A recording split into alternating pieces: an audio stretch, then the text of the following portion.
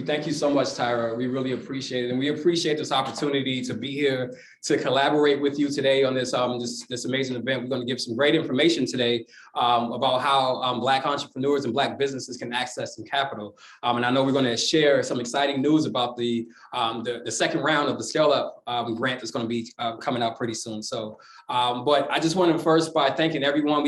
So this is a hybrid event that we have. So for the folks that's online right now, we have some folks in the room with us as well. We're just really excited to be able to bring this innovative event together, both this hybrid event, both in person and online. And again, we just wanted to give you guys an opportunity to get some information about how to access some capital. My name is Jamil Cruz. I am the owner of Cruise Control Media, LLC. I actually have an office here. We are located right here inside the Beverly Gray. I'm sorry, it's not the Beverly Gray anymore. It's the Exchange. It's the Exchange. I mean, put some respect on the new name, you know. But we are located inside the Exchange at 334 East Utica Street, right at the corner of Jefferson, the old library. So we are a multimedia production marketing agency based here in Buffalo, New York. We are MBE certified as well. So I'm really excited because I had the opportunity last year to receive a grant from LISC and from GM. And the grant, it was the first round of the Scale Up grant, and that grant actually helped me a lot to be able to bring in some additional help for my business, which allowed me to be able to start to procure more contracts for my business. And last year I was able to have the most successful year financially that I've ever had since I've been in business. So and that started with and it really started with the assistance with the Scale Up grant. So I'm so just eternally grateful to Tyra, the whole team at LISC and GM for the opportunity they provided me.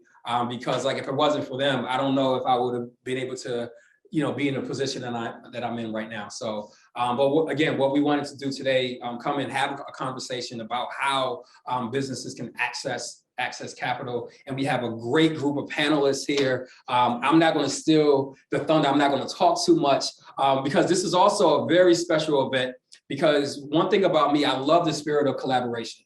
And one of the things that we do, there's a podcast that I actually have the great fortune to produce. It's the Black Gems Dive In podcast. And it is a podcast about all things diversity, equity, and inclusion. It is hosted by Kendra Brem and my good friend over here at Cool Men's They Do. And usually, so Tuesday nights are our production nights. So we just decided, hey, let's just kind of bring all of this together. Let's partner together. We could do a live podcast event and also do this hybrid type event as well. So what we wanted to do is have a cool, she's going to lead the conversation today and, facilitate the conversation with our amazing panelists. She'll introduce everyone. And we just hope that you guys get some good information. So after just a couple of things, you'll get a chance to hear from Tyra as well. Again, you guys just heard from her on the Zoom. And then you'll also have an opportunity for some Q&A at the end of this conversation right here. So that's going to be maybe about 30 to 45 minutes. We'll open it up for Q&A. So the folks that's on Zoom right now, please get your questions ready. I have my lovely assistant over here, Avian. She's going to be fielding those questions. So make sure if you guys have questions, you can put them you can type them in the chat, or, we can pull you up on the screen, which I hope that you come up on the screen because we want to see your beautiful Black faces. And you can ask your question when the time is appropriate, okay? So with that, I will stop talking and I will turn it over to a Cool Men's They Do to lead the conversation. Awesome, thank you, Jamil, and welcome everybody.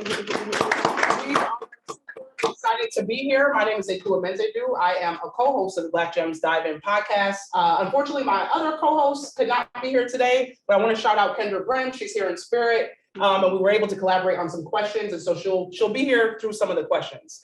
And so first, I want to just take an opportunity to introduce our panelists so you know who everyone is, and then, like we say on our podcast, we're going to dive right into some great conversation. So first, to my left is Royce Woods. He is the Vice President of Community Development and Commercial Real Estate for Evans Bank. Welcome, Royce. Thank you. To his left, we have Essence Sweat, who is the Business Development Specialist for the University District Community Development Association. Yes, we're going through rebranding. Don't worry about it. Okay. Essence is also the owner and operator of Market Me. So she'll give some other perspectives to her business that she owns as well. And then we have Thomas Beauford Jr., who is the CEO and president of the Buffalo Urban League. Welcome. Good evening. And then last but not least, on the screen, you will see Tyra Johnson-Hucks, and Tyra is the deputy director over at LISC Western New York. So Tyra, if you say something, we'll be able to see you. Yeah, can you see me? There I am. Well, this is some setup, and can I say real quick? Jamil said that things started with that grant, and I would say really that was just us trying to support the wonderful work he had already done for a long time. So he's a very modest person. I reached out to him about doing a collaboration and asked for his assistance, and he was all in. So I'm really appreciative, and I just want to make sure that everybody knows what type of wonderful service he has, which led to him receiving the grant. So he was a great business person first, and we saw that and we wanted to support it.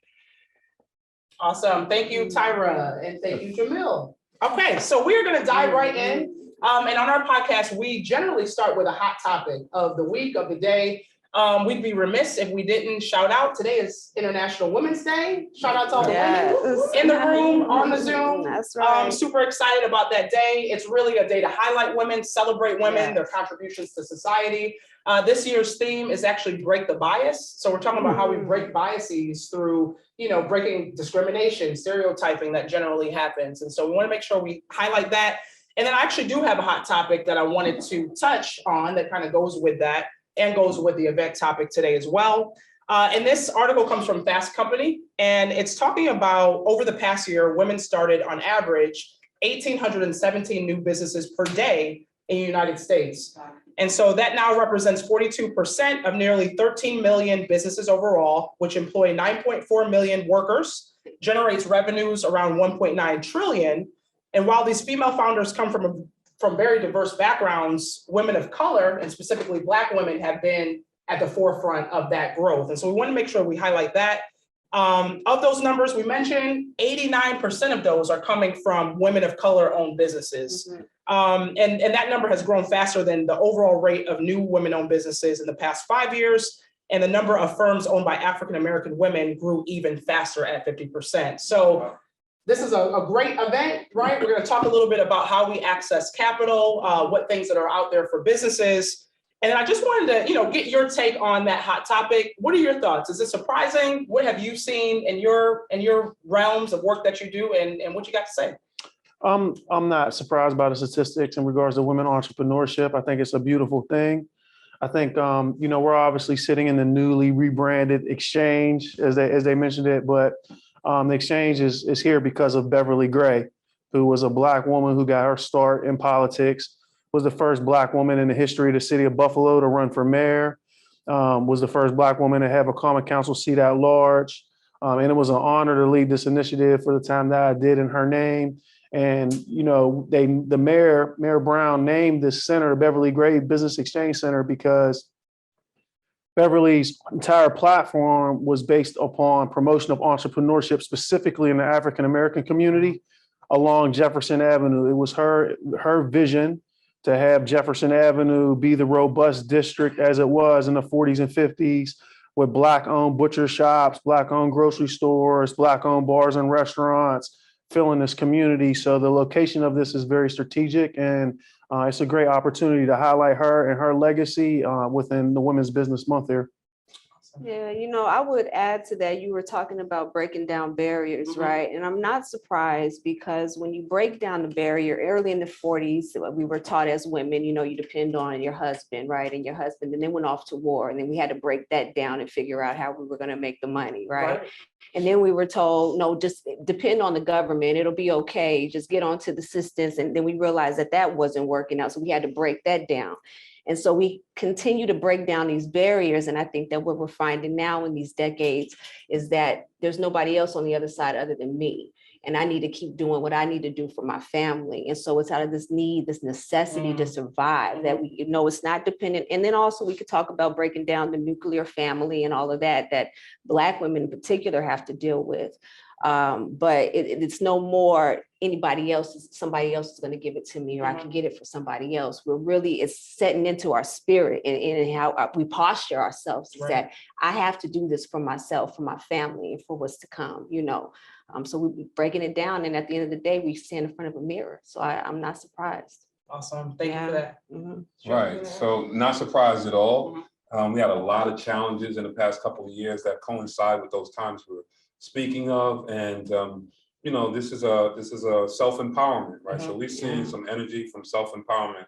We know when the women in our community are empowered, so are the families, so are the communities, and then, you know, expanding into the country. So we know that you know, they contribute in that great way. So there are new opportunities to do that. Some opportunities shut down, and we know sometimes Black women, you know, a product from my mom, in adversity, you know, you're gonna come out even, you know, with more innovation and more ingenuity. Right. So all of that, I think, all of those kind of circumstances, if you will, that happened in that time, really just help to catapult this and give it exponential growth. So no surprise. Yeah. Tyra, did you have anything to add to that? Yeah, often I reflect upon my personal experience, because before becoming deputy director and working for LISC, I owned a small business. And I owned a small business. Prior to that, I worked in an industry that had a glass ceiling that I hit, and I didn't think I'd be able to move any further. So, you know, I took the chance of entrepreneurship, and I had a business for over almost 10 years. So I do think, you know, the statistics that you read earlier, I'm familiar with. It's not surprising that women of color are kind of leading the charge. I'd like to offer one more kind of statistic, and I don't have the exact amount, but it's around 40% of Black businesses when the pandemic started had to, you know, shut down and do other things. And so that's really, and the work that I do in inclusive economic development, that's an alarming statistic. And, you know, we need to figure out how to support not only Black women, but Black business in general better whether it's through crisis or whether it's through regular times, which I'm hoping we're getting to soon. Absolutely. And Tyra, I think that's a great point, because in the article, then it went to further say that since the pandemic, and obviously we're still in the pandemic, it's about 30% growth that they've seen so far in Black-owned businesses coming back afterwards. And then a lot of people just highlighting that they would rather take this risk than go back into the workplace, right? And there's a lot of conversations I think we're seeing in that space in itself. People rather be their own boss and be in that own space versus deal with some of the microaggressions and things they might have to deal with in the four walls of a workplace as well. So just things to think about. You know, look for those different statistics, and we'll continue to kind of follow that. But happy International Women's Day to everyone. Absolutely. And so let's dive into the conversation today. I'm really excited that we have a great panel to talk about how we access capital. How do we really push more Black ownership? And so before we do that, I really want to take a step back, because it was kind of mentioned earlier around some of the barriers and historic barriers that we've seen, specifically in Black and Brown communities and communities of color. And what have those been historically, and what has blocked people from accessing that capital? Does anybody want to take that? We can either, I mean, you know, the biggest thing is that, you know, we talk about the system, right? And that the system has been put into place, and it's hard to pinpoint it because it doesn't have a taste, a smell. You can't see it. It's just something that we know is there because John and Joe, they're great people. They're kind to us when we go in to sit and talk to her, and everything feels good. But there's a sinking feeling when you leave that this is not going to happen, and you just can't put your finger on it. And I think that that's been one of the biggest barriers, is that we're approaching this thing as if as if the beast is something we can go up to, and I could say you're a beast and you're going to get out the way, but we can't do that because it truly is within the system. And so what I believe, and there's so many different barriers, this is just one of them. I think that when we don't have these conversations, it keeps that barrier up. But as long as we continue to talk and we continue to come to the table and we realize that I'm not going to break this barrier down by myself, not a single one of us by ourselves are going to do this. We have to do it together. Since when has anybody ever killed a dragon by themselves? You know what I mean? And real, you know what I mean? We have to do it together. That's one of the biggest barriers, is identifying it and going at it together. Absolutely. Yeah. As the banker on the panel, right, that's representing the banking industry, I think it would be remiss of me to not acknowledge on behalf of the industry the historic prejudicial practices that have been in place. You know, capital markets in the banking industry is not only one of the most racially segregated industries from a Black and white standpoint, but also from a gender standpoint, which left out a lot of women historically. And I think any banker that would sit up here and would talk about access to capital without first acknowledging the history of where we came from would lose credibility. So it obviously happened. It's been well documented in regards to the barriers and some of the limitations that were put on approving business loans for African Americans or home mortgages for African Americans historically. I am a glass half full type of professional, and I am excited about where we are at now, not just as an industry, but as a country, just such a level of awareness now. And I feel, you know, the last 2 or 3 years and moving forward the next decade, we're going to see such a boom in entrepreneurship within African American communities because of the access to capital and the programs that are coming online, that it's really going to enrich. I feel like one of the major barriers to access to capital historically for entrepreneurs as capital has been the lack of the banking industry or capital markets industry in really understanding Black businesses and the Black economy and how rich it truly is. When you have loan decisions being made in rooms that are not diverse from a racial or a gender standpoint, you know, they don't know. They're not familiar with the industry. They're not familiar with the communities. And they make their decisions based upon purely financial data that does not tell the true story. And I think, like I said, right now, we're just at an awesome time. And not only the history of entrepreneurship, but in the country post George Floyd, where there's such a national awakening in regards to these issues, that it creates an unbelievable opportunity that I now go and I challenge the community to take advantage of it. So 10, 20 years from now, we're not looking back in history and saying like, we did not access these resources. We did not take advantage of these programs. So history doesn't repeat. But I feel like we're in a rosy, most favorable time than we've ever been in the history of this country as far as promotion of Black entrepreneurship. Yeah, absolutely. All right. So, and I'm a 20-year plus banker, but I'm going to let Ross handle all the banking questions and responses. But I will say that, as he mentioned, entrepreneurs or business people who are looking to access capital are actually participating in a structure that, they're going to be judged based on the information that they're bringing at the time and the qualifications they have, but a lot of not where they are at the time, but how they get there and other forces that have caused them to be there. You know, when they talk about something being collateralized, properties and assets that they have owned are the victim of lower valuation because of the neighborhoods that they grew up in. You know, if they're looking at educational level as, a factor of, how you might be able to repay, your experience in a specific industry. You may have it, but it may be undocumented for whatever reasons, because this is the factor of our communities. So, just other factors, layers and layers and layers of discrimination that have happened over the time that when you do go there, when you do apply, when you're in that position, they all speak to, now this is the picture that's drawn of you, even your credit ability, right? People are looking at that. Well, you had no credit training and you didn't have, and I'm not saying that you didn't have like formal credit training, and you didn't even have, in many cases, the opportunities or the advantages of nepotism or cronyism that might have passed some of that information on to you. It's not that, you know, we're not good citizens and we don't want to do the right thing, but in this very structured environment, maybe some of the things there's a mismatch. So there has to be some deliberate actions of understanding that there's ways that, you know, we got to these points, and then what are we going to do to kind of make this adjustment? Right. You know?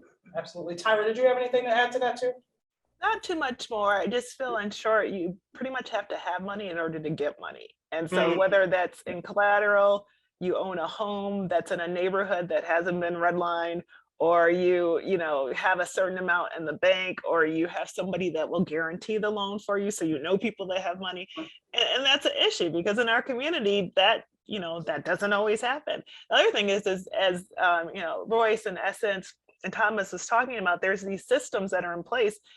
We need to know the systems. I'm not saying the systems are right, and by all means, I'm not saying that, but knowing what those systems are right now is really one of the first ways to kind of break down those barriers. So knowing that you know, have to get FaceTime with your banker, knowing that they're going to be looking at your collateral and your credit and what you can do to like put it in a picture that will be acceptable. Again, I'm not saying that's right, but in these traditional ways of going through, you know, getting underwriting for a loan, there's check marks that you have to check, and at least knowing what those are and being able to have the like the defense to say, you know, you may be looking at this, but let me tell you about these other things. I think really just keep making sure that we're informed as a community about the process so that we know how to break that process down.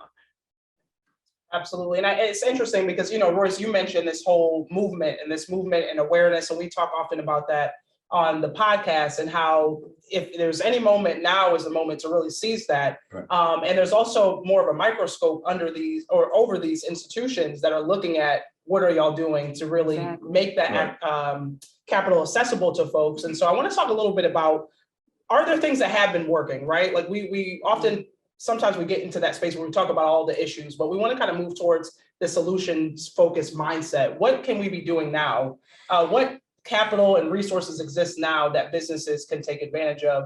Essence, I know in your business that you own, you've been helping businesses do that. And so I'm wondering if you have any thoughts around that specifically. There's a couple of things that were packed in that question. Okay. The first thing I like to speak about is addressing it at all fronts, right? We have the front of being able to build the relationship and go into your bank, your traditional banking center, and understand what your financial picture looks like and kind of start working backwards instead of trying to gather up what you think you need and then going into this institution, figure out where they see you and then start filling in the pieces backwards on a personal level. And then Royce brings it up, the time that we're in. One of our biggest, what's working for us is actually what hasn't been working for us, is that it has been working against us this whole time. And we've gone, and we were just talking about, we've gone so far left that we have to come back right. There's no way that it can continue to go under the rug and be unspoken. So we have to approach it in that manner as well and take advantage of the CDFIs that are stepping up, you know, and they have KPIs and key performance indicators they have to meet. So we have to really put people's feet to the fire and make them accountable. We have to approach it from that way, from the community standpoint. And then we have to approach it from the ground up. We have to lock arms as entrepreneurs and say, what is your experience? What are you going through? How did you get turned away? How long did it take you? What did they tell? How, you know, we have to have these conversations within our own community so that we can figure out how we need to fill in the blanks and come together, because it's easy to ignore one person. But if we got 20 entrepreneurs walk into a business or into a CDFI, it's harder to ignore us that way. So we can't approach it in one front, in one direction. We got to surround this animal, you know? Absolutely. Cool. I'm wondering if I could just jump in, because Essence, absolutely, of course, you know, what she said was, you know, I agree with her 100%. And she used the term CDFI, and I know some people are probably like, what the heck is that? So I just wanted to make sure. Yes. Good point. So community development financial institution. So it's kind of like a mission aligned financial institution. And there's several in the area. So as an alternative to a bank, there's CDFI. So LISC is a CDFI.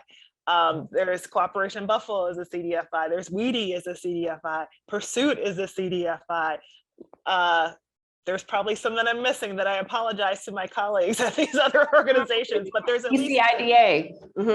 ECIDA. so there's other organizations that are able to lend money in alternative ways, and they have missions to, like in the case of LISC, our mission is support underserved communities. So, and people should know about those. You know, I have to admit, before working for LISC, you know, I had a little bit of information about them, but I really didn't know too much about their existence. And I'm thinking, you know, most people in our community really don't know about those alternative lending institutions.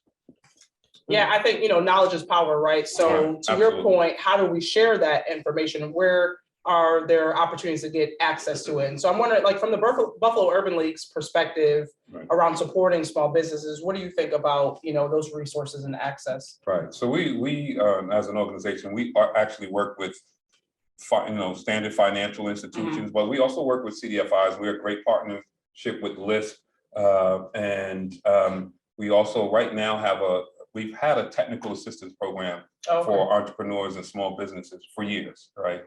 And at one point, we even had a lending facility, a revolving loan facility. And right now, we're focusing on technical assistance. We have a minority women business program right now in partnership with UB Center of Entrepreneurial Leadership, CEL. So that's going well. And, you know, we have a multi-year program with them, as well as lending and technical assistance programming we have coming out of our National Urban League office, right, that we're working in conjunction with the SBA. So there's lots of programming there. And I think, as you said, knowledge is power, getting these resources, but providing resources or providing information two ways. First, information to individuals who are seeking the capital, and then information and feedback to those individuals who have capital or the lenders, right? Even financial institutions who are saying, we have money, we have programs, no one's coming, right? So going back to them and trying to identify barriers to access, going back to them and say, well, this might not be on your radar, but this doesn't work. You're asking this question or you're asking for this information. And unless it's a legal issue or risk issue or compliance issue, why are you asking that question, right? Is it necessary? Because that could be a barrier. So informing the people that are seeking assistance and also informing those to try to get those programs adjusted, if you will, so that there's a match and get less of what both ends trying to figure out why they can't get to that point where kind of magic happens to move their businesses forward. And Royce, you had mentioned before, from a banking standpoint, and you kind of brought it up too. Why is it that we hear that question, like we can't find these businesses? Like what do you think that barrier is in terms of them even seeing the visibility of minority and Black owned businesses? What do you mean can't find the businesses like the bank can't find them? Right.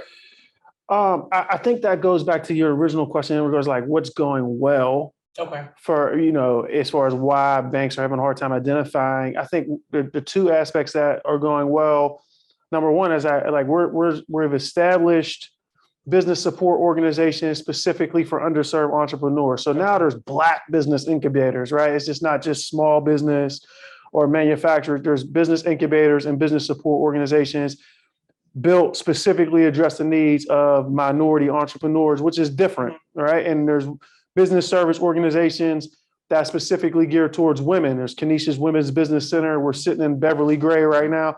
That is working. That is new. We're going to see the benefit of that over the next 10 years, but that is working. And as quite frank, there just was not a lot of minority entrepreneurship in Western New York. The resources and the support were not there. So what I found as I maneuvered into the executive director role at Beverly Gray in 2017 was like there just was not a lot of established Black businesses, unfortunately, in the region that had the capacity to really grow and expand. They did not have the resources. They did not have the support. Which brings me to the second answer to the question in regards to what else is working well. And I would say anybody that's participating in this, that is looking to access the capital, I cannot highlight the importance of CDFIs enough. If you walk away with any other thing, know what a CDFI is. These community development financial institutions are vital to inner city urban economic development and community development. And you know, Tyra highlighted, you know, LISC, which is one of the largest nonprofit lenders within the country. But Buffalo is unique because Buffalo went for a significant portion of time for maybe a 10-year period without any active CDFI within this community. We were one of the only major American cities without a nonprofit lender within this community. So as a result, there was not the minority entrepreneurship that was happening in the Clevelands, in the Pittsburghs, in the Baltimores, you know, some of our similar cities, because these nonprofit lenders are the funders of early stage entrepreneurship. They provide business funding to people who have below standard credit ratings or do not have enough capital or enough collateral to collateralize their loan. So when you take away that resource in this community, like where are entrepreneurs of color or women of color supposed to get resources? They don't. So it just doesn't exist. And over the last 10 years, we've started to have these organizations move back into the community and start to fund. So, you know, Buffalo, I was telling Essence earlier when I'm not a Buffalo native. I've been in this community now 6 years, love Buffalo. And one of the reasons why I'm here is because Buffalo is very unique. We are in probably one of the best communities in the country right now to start a business. This is the only place I've ever worked in my entire career across the country where really access to funding was not an issue. There are a plethora of CDFIs in this community now, grant opportunities that if you have a legitimate business plan and a thought out business plan, like you could get funding for it. You know, if you know how to access it and where to access it. Where I feel like we could do a better job is just making the community generally aware of that. But sheesh, man, we're in such a better position we are today than we were 10 years ago. Mm-hmm. These CDFIs, my last point, you know, it's just any large bank, Bank of America, M&T, Evans, you know, just funding small businesses is extremely risky. And we get audited by the federal government based upon the credit criteria of our portfolio, which federally restricts us from making loans to people with certain credit scores or startup ventures or things of that nature. That does not mean the traditional bank industry does not want to see early stage entrepreneurs or minority entrepreneurs grow. And the way that we support those businesses without directly lending to them is that we give money to the CDFIs who then lend the money out to the community. These are nonprofit partners who typically have boots on the ground. They're way more familiar with the community and the commercial corridors than a traditional banker would be. And they have the ability through technical assistance programs to manage the risk of a subprime borrower so much better. So the narrative is like, oh, these banks are the devil. They don't want to approve it. They're not funding it. When that's not actually true. We fund millions and millions of dollars to our nonprofit lenders who then have the responsibility of deployment into the community.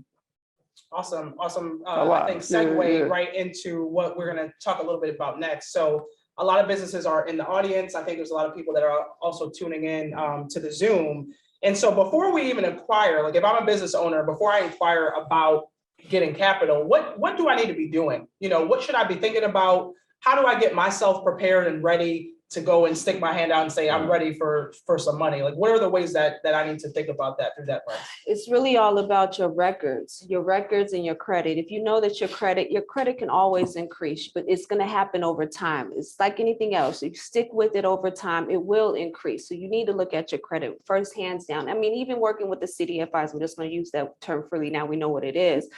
Working with the CDFIs, they're still going to be looking to some degree at your credit. And even still, you might not get a flat interest rate. And that interest rate is going to vary based on your credit. So you can't get around the credit deal. Okay. And so when you're saying credit, you mean business credit? Business credit, personal credit. Because if you're just starting off, your personal credit, and then you build into the business credit. And then keeping your records is key. And there's like a stereotype we have in the Black community, right? Where we were told, you know, as an entrepreneur, you don't need to claim all your taxes, right? Just get by with what you can get by with to let people know that you got a business, but don't put it all on your taxes because you have to pay it off. But then that's the short-term view. That doesn't give you the long-term range that when you do walk into a bank and they look, well, you know, you're bringing home $50,000, right, every year, but your taxes say 15. So there's a disparity, there's a discrepancy there. So we need to have that long-term mentality. It's okay, claim it on your taxes, because when you go into that bank, they're gonna wanna see that paperwork, keep your records. But I do wanna say one thing. It's very important, just as an entrepreneur myself and working with hundreds of entrepreneurs, you know, over the last 15 years, is that you gotta have the stamina for this. Yeah, the money is there. They sitting on the money. But they're going to put you through the ropes. They're going to come back. They're going to ask you a million questions. They're going to ask you one question a million times, different ways, and it is discouraging. And if you don't have the stamina, if you come in thinking that it's going to be, I'm a Black business, here's my name and my number, my address, go ahead and cut the check and I'll be at the bank and let it be ready. That's not how it goes. It's a long-term process that you're going to have to go through, and they're going to run you down because they do want to make sure that it's worth their time, their effort, and the risk they are going to put into you as well. So don't go in there thinking it's going to happen overnight, because that's what I see. You come in the door and it's not a quick yes. It's, you know, and you walk out and you feel, you know, discouraged. So you have to have the stamina and your paperwork right and report everything. I think that's just such an awesome point in regards to preaching patience, because, you know, entrepreneurship is tough, you know, and you look at the statistics, 89% of small businesses fail within the first 36 months. And as a funder, as someone that reviews business plans and loan applications, knowing that in the back of my head, if all it takes for you as an applicant to get frustrated and turn your back on the opportunity is me asking a few follow-up questions, then the probability of me getting my loan repaid to you when times get tough and you having to adjust your business strategy is slim. So you got to be patient with the process. I would also say to, you know, just be prepared. You know, it sounds so simple, but I would say I ask the same two questions to anybody that comes to me soliciting that's in need of capital. I say, you know, how much do you need and what do you need it for? And I would say 3/4 of the people say, I don't know how much I need. And they give me some rough idea about what they would need it for. And what's more impressive is someone that answers that questions and says, like, I need $87,347.63. And here are the line items in which how it's going to be allocated. It shows such a level of preparation and due diligence that as an underwriter and someone that's reviewing loan application, my guard immediately drops down, and I know that this person has did their homework, that they're ready to rock and roll, that I can have complete faith in the numbers that they're presenting to me, opposed to like, oh, 50,000, maybe 20,000 for this or third. Like, be prepared, know how much you specifically need. And also that level of preparation comes within the business plan. And everybody gets this anxiety when you mention this business plan. And it doesn't need to be an encyclopedia. You know, for a funder, for a CDFI or for a bank, we read 50 of these things a week.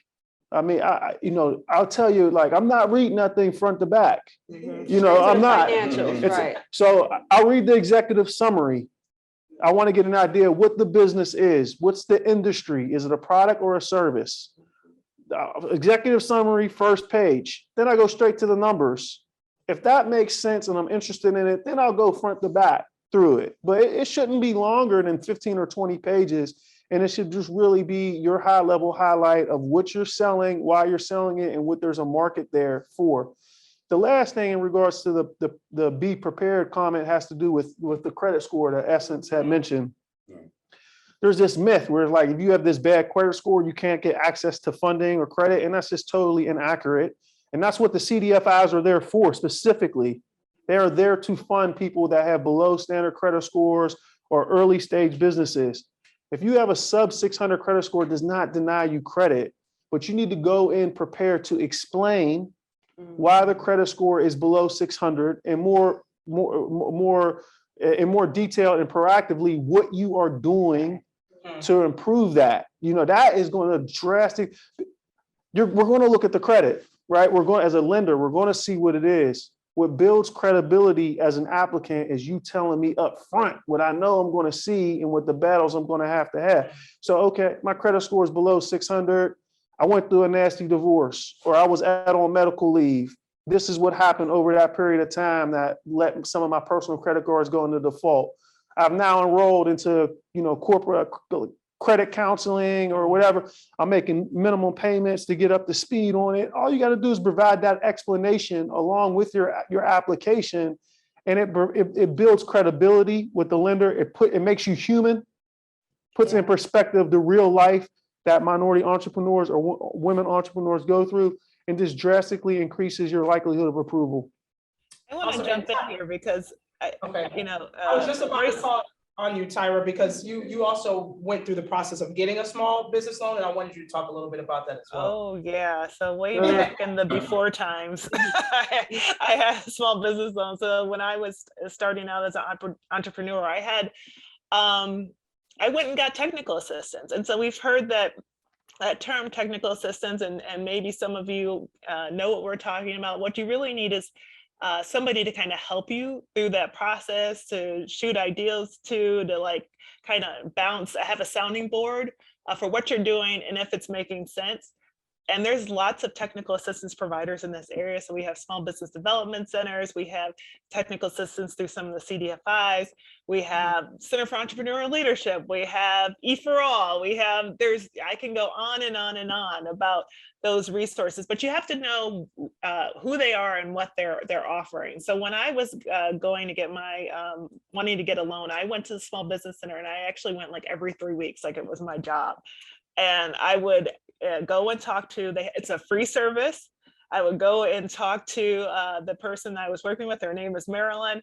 I would say, here's the beginning of what my business plan looks like. And she would ask me a bunch of questions. Why did you do this? Why did you say that? What is this for? And to Royce's point, she kept on asking those questions. So when I went into the bank, not only was I prepared, but it wasn't gonna deter me that somebody was asking me a question and that they wanted to know my story. And that's, another point I wanted to make is that we really have to do a better job, I think, as a community, kind of marketing our story and kind of packaging it so that people can hear why they should be investing in us. And so, I can't underscore that enough, that we need to be able to say it loud, say it again and again and again until we kind of get to the point where we want, and have people ask us questions and take those questions as constructive criticism and keep on going. Mm-hmm.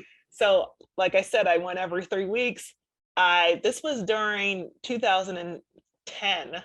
And we all know what happened during 2010, 2009, 2010. So, economic downturn.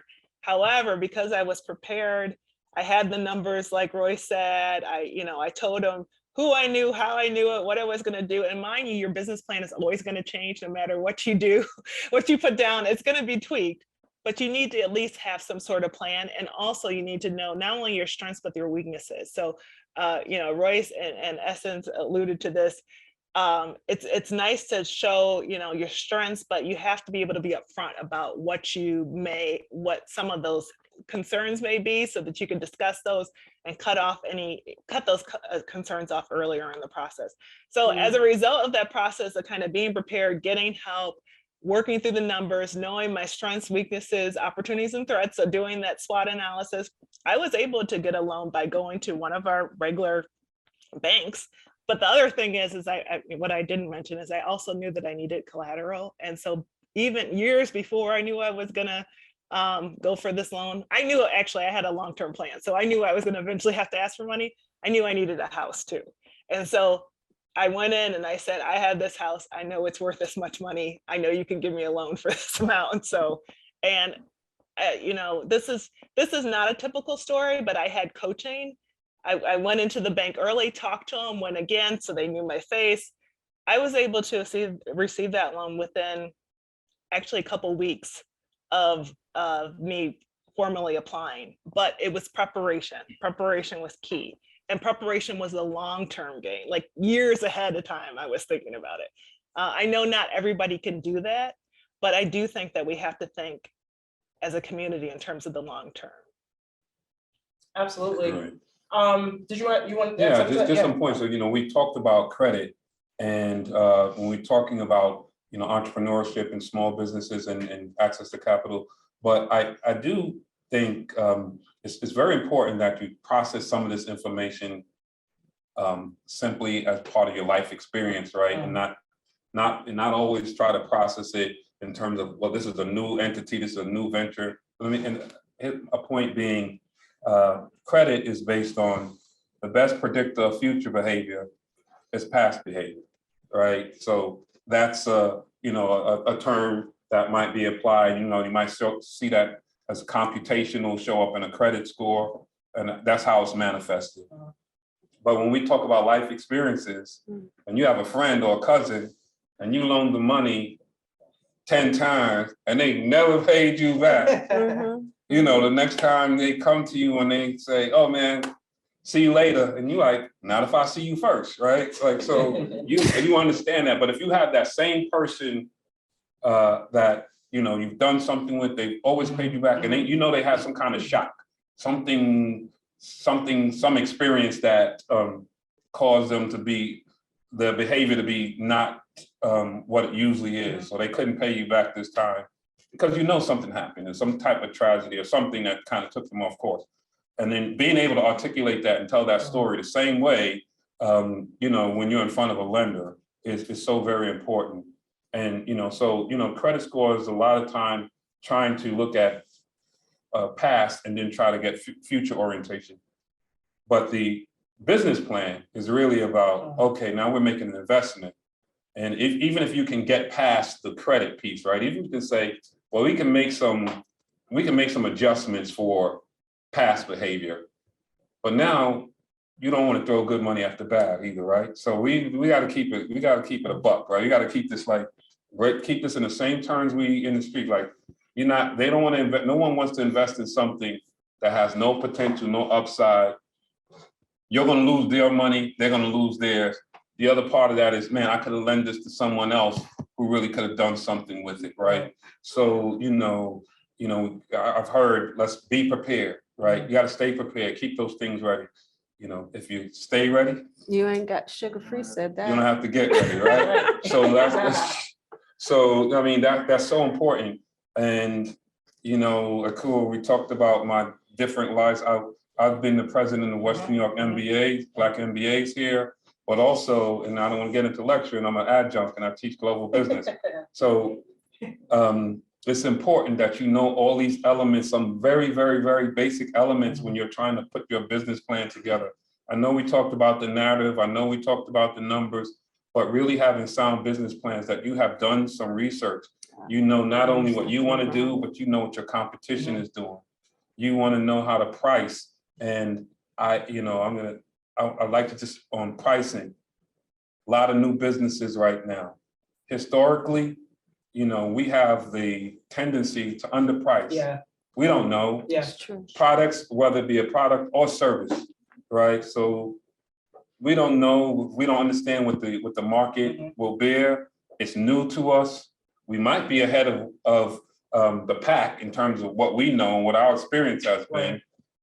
And then you find out later, like, I can't believe I sold that same service for half. So your own self-worth and your own self-value, and that's not just in these entrepreneurial experiences, right? If you're going to work for someone else in a job, sometimes we don't know how to present that, right, and ask for our worth. So we really need to do the same way in a business. We need to consider ourselves, even when we're applying for employment in other institutions, we need to really, really understand that worth, and all of that homework that you do in a business, you have to do the same thing, consider yourself an entity as a business. So there's a lot of challenges and a lot of reasons why we are where we are, but we do have to seek resources so we can get smarter, more informed about that, so we can, with more information, we can make better decisions. Could I add 30 seconds on to that real quick? Because he just said a good point about, like, historically, we have minorities of color and women entrepreneurs underprice their products and services, but they also under ask when they're looking for funding. You're like, I could do this for 10 when you really need 50. Right. And that's probably the most damaging thing you could do. And I tell all entrepreneurs that are seeking capital, make a dream list. Make an app. It's so much easier to scale the lending request down than it is to go up. So shoot for the star, make the app, all the new equipment, all the bells and whistles, everything that you could possibly need. And then we can lean it out as we go through the process, but get as much, shoot for the stars there. The other point really quickly is know what your NAICS code is. NAICS, North American Industrial Classification System. I can't tell you how important it is. Every business in the country gets classified through these codes. And as a banker, you take these codes, North American Industrial Classification Center, NAICS. It's a federal website, all right, that, all business tax returns have a NAICS code on it. So it's like, unless someone in this room got the cure for cancer, it's like, we're not starting any new business under the sun, right? We're just repeating and doing it better or doing it more efficient. So what that NAICS code will do is it'll give you industry averages. So for a barbershop, this percentage of your revenue should be accounted for your rent, for your insurance, for your expenses. This is how much on average this NAICS charges per product or per service. It gives you the basis for your business plan. So as I'm reviewing a loan application, I'm looking at NAICS industry averages and compared to what you are saying. I'm looking for similarities and differences.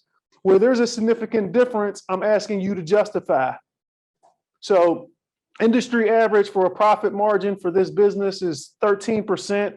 Your profit margin is 38%. How are you going to be able to do that and justify it? That's what's going to get your loan approved. And that's going to be the level of detail and preparation that is really going to impress whatever lender you're looking for. Is there a minimum margin that they look for when they approve applications?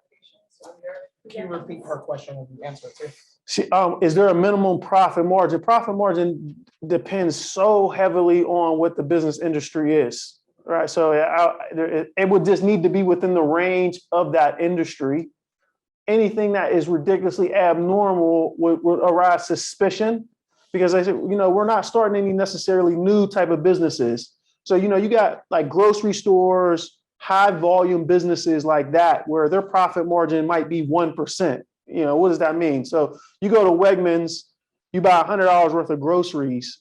Wegmans only makes $1, maybe at the end of the day, in their pocket from from $100 sale to 1% profit margin, where some of the higher ticket luxury items that don't have as high sales frequency, they have higher profit margins. So, let's say a Mercedes-Benz, manufacturer of a Benz, they might be operating at a 33% profit margin, but they're selling a car once a month, as opposed to you go to, Wegmans is busy nonstop. But just understanding what your industry average profit margin is and being able to speak to it, whether your profit margin is lower or anticipating it being higher, but at least having the knowledge of what your competition is doing. So for time's sake, and I want people, if you're in the audience, get your questions ready, as well as on Zoom as well. On our podcast, we usually end with a gem of the day. The gem is actually going to come from Tyra. There's some announcement about some funding opportunities that'll be available to folks that are interested. Tyra, go ahead and drop that gem when you're ready. Thank you. I appreciate that. So two things. I'll start with the thing that's available more broadly. There's something called Kiva. Have any of you heard of Kiva before? Maybe not. This is something that's done worldwide, but we have a Kiva trustee right in our own backyards. Literally, those that are in the in-person event, Bev Gray, or the exchange, is a trustee. And so LISC, in partnership with Bev Gray, is offering Kiva. And so Kiva offers 0% loans. And these are not huge loans. It really depends on where you are in a business, like how long you've been in business and what exactly you need the funds for. But they'll go up to $15,000 at most. So it may be for something smaller scale, like you need a piece of equipment, you need, there's some improvements that you need to make. You may need to hire staff, but you have to be able to tell that narrative. And so this is a crowdfunding source.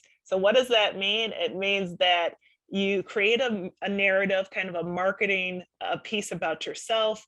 You also provide things like financials to Kiva, and show them that you've been in business for a little while and that you have somewhat of a web presence. Because with crowdfunding, it's dependent on how you can get the word out about your business.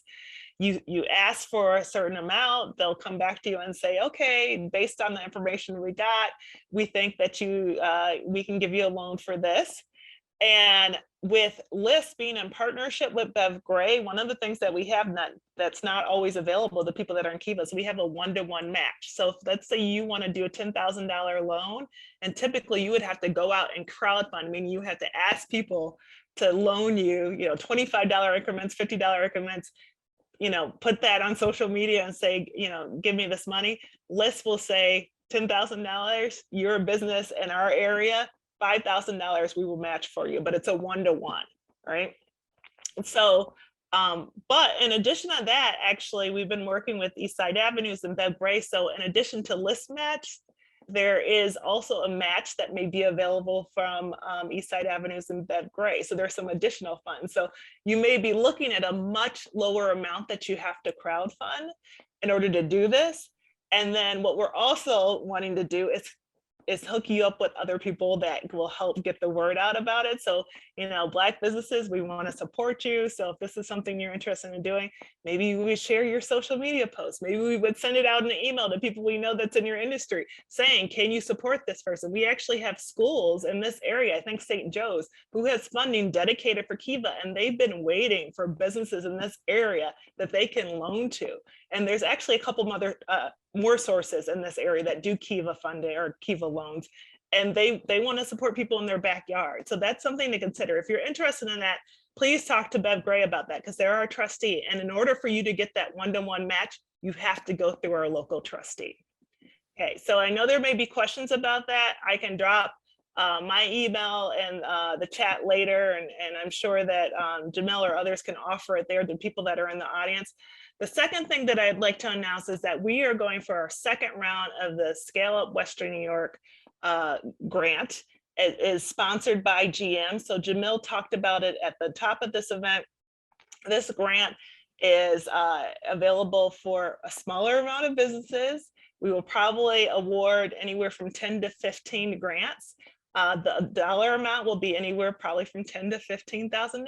So it's not a small amount. And what we're looking for is businesses in certain industries. So the industries included, I'll run these off quickly: construction, energy infrastructure, broadband, or something to do with web services and digitization, medical suppliers, manufacturing, diversity, equity, and inclusion consultants. And then this year, we're also adding childcare providers. So I know that doesn't encompass every industry, but we selected those industries kind of based off of what's coming down the pipeline in terms of dollars coming into this community, whether it be federal or community funds. And we want to help people scale up. So get ready for those opportunities, and also those high need services that we need in order to make our economy turn. And so with that said, the applications are not out yet. We will have it on our website. They will be out on, I believe, March 24th. I think we have everybody's email that signed registered for this event. So we will send you direct contact about this opportunity. And just so you know, in order to be a winner, we do have some stipulations. Black-owned business is the first one. You need to be in business for more than 2 years is another one. You have to have an established base to customer, so you have to somehow show that. You need to have more than one employee. So we want businesses that are not just sole proprietors. We want people that actually will be able to help build wealth in our community, so they're hiring other people. And we prefer businesses that may be on the east side or in other majority minority communities. And so this is some of the criteria. We'll have more explanation on our websites and via emails and through our newsletters, but we really would like to help get the word out about this. Last year, we awarded 12 awards on Juneteenth Day. It was a wonderful, beautiful thing. Some of the awardees are joining us here today. They have great stories like Jamel has. And again, we are trying to support those that we know are going to do good things, but you have to be able to tell us that story and tell us, why you should be the next grantee. So I've heard people say, how come I didn't get the grant? Well, You get all the things that Royce and Essence and Tom said about being able to kind of explain where you're at and how you're going to use that money. We need that in short form. It's not a long application, but you have to be able to pitch, why you're the one that should get the money. Awesome. So thank you, Tyra. I want to, excuse me, give questions from the audience. So are there any questions from the audience currently? We have a microphone that we're passing around as well. Brandy will come right here. Sure. Awesome. Well, first of all, thank you, everybody. Thank you to Bells and for everybody on the panel. This has been amazing information for me. My name is Victor Johnson. Just recently opened up an insurance broker for property casualty. About to dive into the commercial side of things as well. My opening date was March 1st. So I'm in a situation right now where I don't really know if I need lending, but at the same token, I want potentially grants for just expenses that are going to come along the way. I don't want to put myself in debt, but I feel like because I'm literally brand new, I've been in the industry for 9 years. I write a ton of business. I have a huge following. That's going to happen. But at the same token, I feel like lenders are probably not going to want to entertain me or even be eligible for grants because I'm just so new on paper. Like, how should I approach that? A couple of things. It goes back to telling the story, right? So even though you just started, you really haven't just started in this industry. So you have to use what you have. It's your asset, it's your experience. The next thing is that you want to connect with these community organizations. So where is your business located? Where is it located? Delaware and Okay, so what I would do is I would connect with an organization in that area. You're not necessarily on the east side, but I would get close to your closest business association, even giving me your information. Get on a listserv where we send out grants and things that are available, programs and opportunities. Another thing is that we don't necessarily need to start with the money. And I wanted to share this. You have to start with the relationship. Be the person you want to lend to. Somebody just walked up to you out the blue and was like, I need $50,000. Can you just make that happen? You will look at them like they was crazy, right? So you want to start building the relationships. And Royce, you spoke to, we put it out there and then they can scale it down. But at the same time, you also want to be able to ask for a small amount of money just to get in the door and to build the relationship. Maybe you're not going to go to a bank for that, but you could go to a CDFI for that, to build these relationships, to show and prove, that you do have that business. You are writing a business, no problem. I can lend you, I can get back $5,000 back to you, no problem. Now I'm coming back for 15, and now I'm coming back for 50, and now I'm coming back for 150, and you're building that relationship. So connect with a business association, give me your contact, everybody here, contact information, and let us get you the information that's coming out. But then also build those relationships, and that's for everybody, I concur. I would say CDFIs will be perfect for you. You're starting off, even if you don't need the money, access to CDFIs because they provide this technical assistance term, which we'll talk about or not, which is in essence free consulting. So you can get TA for a marketing person to build a social media platform for you to market, a website design. You can get a free attorney, a free CPA. These are all technical. That's technical assistance is what that's called. Some CDFIs will only give you the technical assistance if you borrow funds. So borrow a small amount, take advantage of the technical assistance. As you repay that back, to S's point, the relationship is established, increase. But highly suggest get involved with the CDFIs from the technical assistance standpoint alone. The last thing was about grant dollars. Brother, be conscious of your language. Because you got grant funding and you got debt funding. A lender is not going to give you a grant. So it's like, if you're not feeling well, if you go to a surgeon, they're going to want to operate. If you go to a banker, they're going to want to lend you money. The grant funding is few and far between. We have more of it in the community post-COVID, but that money's going to dry up. You'd be better off seeking debt funding. And if you fall into a grant, great. Which, for my last point, just always be prepared for it because you never know when these grants are going to be released. And usually the application windows are really small. Have the business plan at least developed and structured. So you might have to customize it a little bit and hit submit, opposed to having to build it all from scratch. Great advice. All right. So we talked about, staying ready. Right. So I think seeking those opportunities when you might not think you need it now. And I'll just say one other important thing. Like, you got to stay out of your own way. You talked about your experience in the insurance business before you started.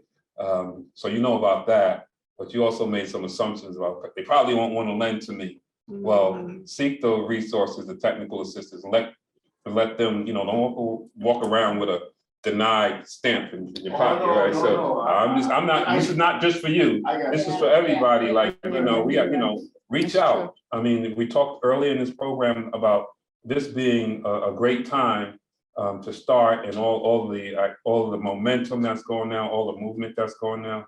You know, I'm probably the senior statesman here, so I would say that I don't know what the shelf life on some of this is, right? So I don't, you know, it's a great time to do this, and I think, you know, we have to act in this time and ride the momentum that's here. And hopefully, you know, we're going to see more development. We're going to see this now being more inclusive, and we're going to see some sustainability around this new consciousness that we have right now, right? But I say stay out of your own way.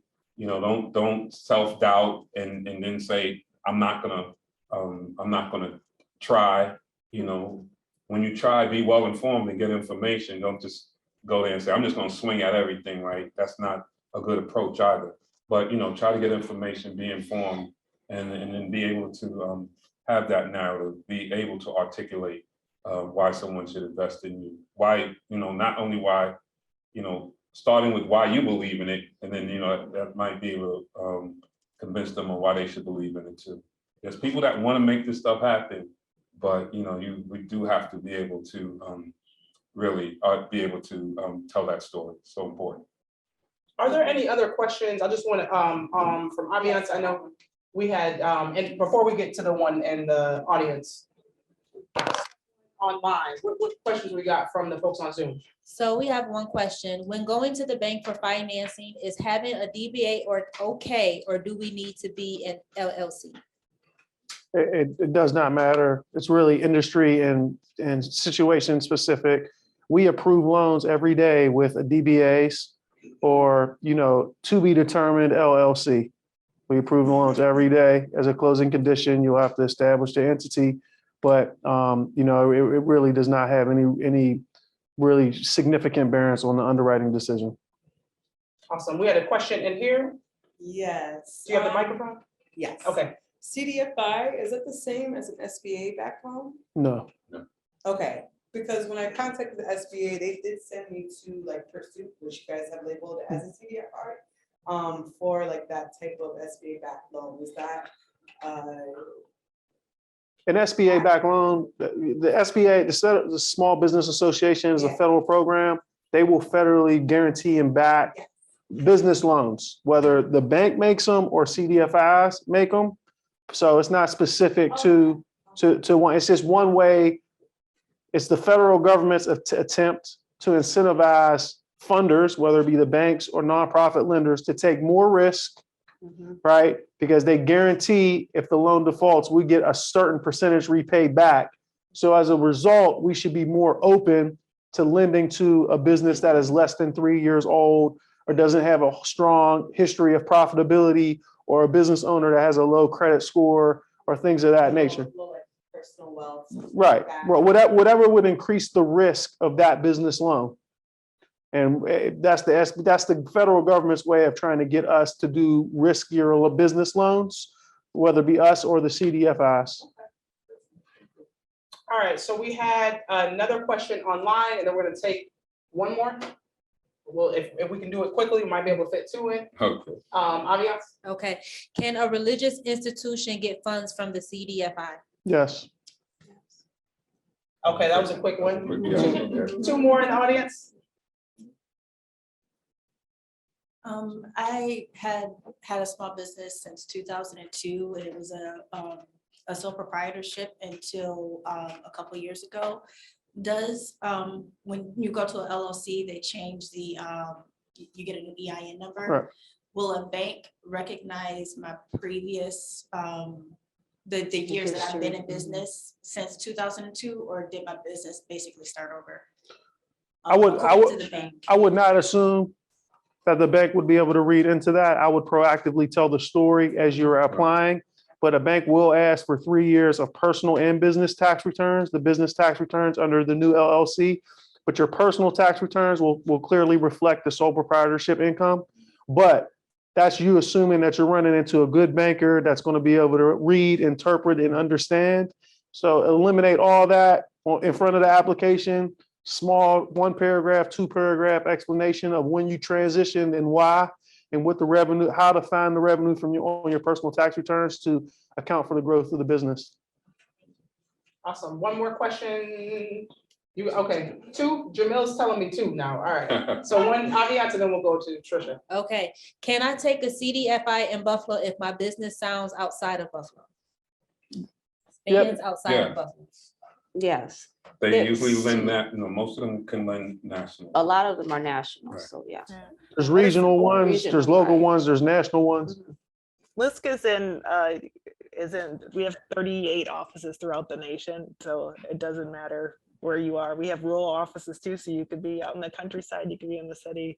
And a lot of the other CDFIs in this area, they're regional. So it doesn't matter if you're in the city or not. Awesome. One more question to Jamil? One more? You sure? Hi, Okay. everyone. All right, we got time? All right, so I handle a lot of planning and logistics for other companies. I have my own business that literally just does planning and logistics.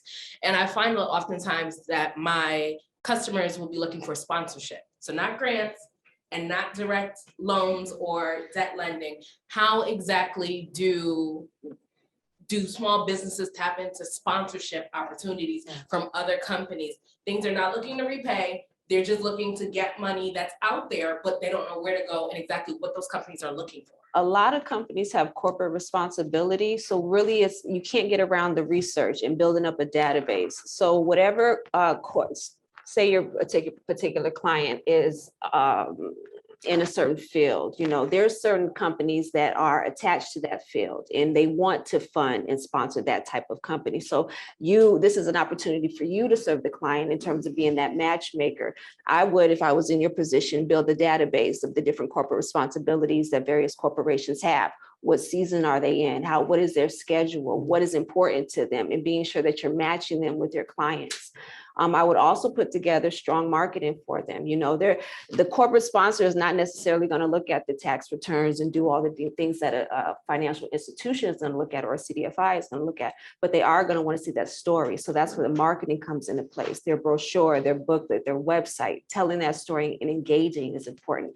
Matchmaking, putting them in the same room together, having them have those conversations together, having them to get to know the company intimately, so to speak, you know what I mean? And bringing them along in their journey. So that's the best way to get corporate sponsorships.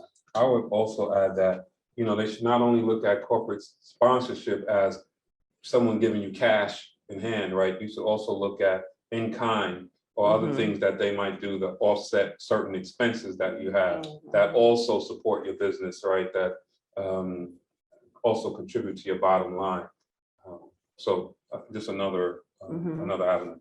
These are for-profit businesses receiving funds, sponsorships, and Usually sponsorships are programmatic. They want to sponsor, some type of community effort driven, Yeah, that. It could also be a nonprofit. Right, It could nonprofit. also be a nonprofit.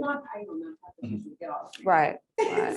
So as I'll talk about just my full-time job, I oversee a sponsorship fund right now, and we look for other nonprofits to, bolster up our mission, to support us and extend the work that we do outside of our own organization. So that's something to think about. Usually there's always some type of picture that's available, right? Because they want to make sure that they're getting the publicity of sponsoring a small business. And so thinking about it through that lens, but yes, yeah. Awesome. All right, so those were the last questions. This was an awesome conversation. I want to thank everybody for coming out. Tyra, I want to throw it back to you one more time just to kind of talk a little bit more about the, you mentioned those dates before. How do people find out about the funding that will be available? Where should they go? Okay, so there's 2 things that I mentioned, and the first one was Kiva. And so the resource for Kiva would actually be right where the people that are in person are sitting. They need to contact Bev Gray because they're our local trustee. They can also contact our local LISC office, but we will redirect you to Bev Gray because they basically have to endorse it. So they have to say, yes, this is a company that we're willing to kind of take on. And then after Bev Gray does that endorsement or that kind of checklist sort of thing, then we can say, okay, they're in the system. They're doing their application, and once your application is approved by Kiva, the national organization, then we could do those things we talked about, like the one-to-one match. For the GM Scale Up Western New York grant, it's the way that you can get that information is actually go to our LISC Western New York website. And one of my colleagues, I think, is in the virtual audience, and maybe she could put that in the chat so that they have that. But we will be launching the application period later in March. So we're trying to get ahead of this. One of the things that small business in particular is saying, I didn't know about this opportunity. Well, now, get your story together, your narrative together. We're going to want to know things like, what was your revenue in the last 2 years? Not necessarily that we're judging you on how much profit that you made, but we have to know your legitimate business. So we're going to ask you some specific questions about what you're doing and who you're doing it for and what your vision is for the money. And so as I understand it, we will have the mailing address or the email address, of everybody that registered for this event. So we will send some direct correspondence, but if you don't get that, you need to go to our website, which is lisc.org/WNY. Awesome. And then lastly, for the folks that are on the panel and the audience, how do people find you if they want to get more information? Go ahead and plug either your socials or your websites. Ooh, no social media for me. My social media is my LinkedIn page. It could be reached at Royce Woods. You Google my name, my LinkedIn page should pop up, or rwoods@evansbank.com. Awesome. Thank you, Essence. You can text me directly at 716-222-3885. Give me your email. I'll put you on the listserv for the Bailey Business Association. And I like to talk to you personally and see where you're at and what I can do. 222-3885, 716 area code. And that's for you online too. Thomas? Yes, and so for, certainly you can find me personally on LinkedIn, but for the Buffalo Urban League, you can find us at our website, www.thewholeurbanleague.org. You can also call us, our hotline is 716-250-2400. Awesome. And then lastly, we are the Black Gems Dive In podcast. You can find us on all social media at Black Gems Dive In, on Facebook at Black Gems Dive In podcast, on Instagram. We're also on YouTube now. This video will be uploaded to our YouTube page, so you can go back, rewind, and listen to the gems that have been already stated. We are here on behalf of Cruise Control Media with Jamil Cruz. And so we hope to see y'all at the next event and listen to our podcast. Peace. Thank you.